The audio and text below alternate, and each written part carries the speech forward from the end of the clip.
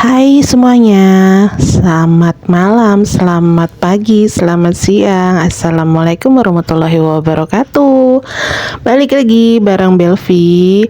Sekarang kita mau refill mingguan 1 atau belanja mingguan ke-1 di bulan Juni. Dan ini seperti biasa uangnya sudah saya siapkan dengan recehan seperti ini supaya tidak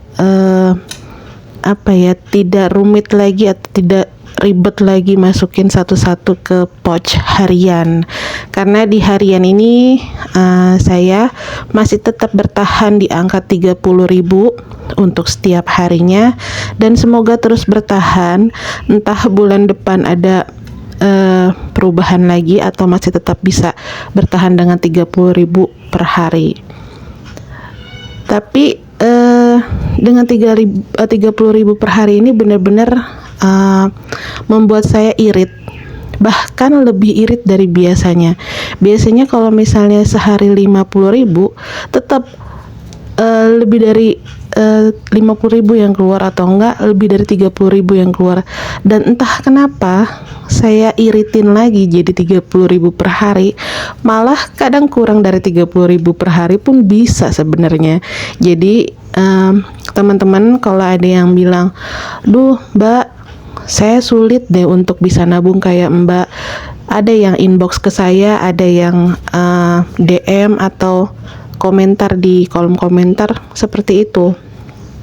Mbak, kok saya susah ya ngikutin cara mbak. Mbak, saya padahal udah punya dompet tabungannya loh mbak, padahal saya udah punya dompet disiplinnya, dan saya punya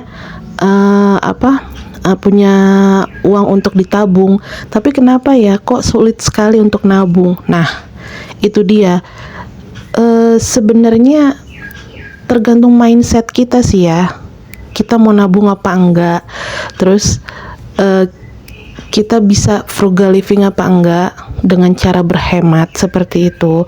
Itu tergantung pada diri kita sendiri. Mau itu kita pekerja, mau kita itu IRT, nggak punya waktu, nggak punya cara untuk bagi waktu untuk budgeting, itu sebenarnya di mindset kita sendiri aja sih sebenarnya ya. Apalagi kalau misalnya udah punya tempat-tempat menabungnya, udah punya semuanya lengkap, istilahnya seperti itu. Kalau misalnya mindset kita nggak mau, ya tetap aja nggak bakalan bisa. Percuma punya kayak dompet kayak gini, tapinya kalau misalnya mindset kita tuh nggak dibentuk seperti itu. Pada dasarnya sih pola pikir kita aja dulu yang dirubah seperti itu.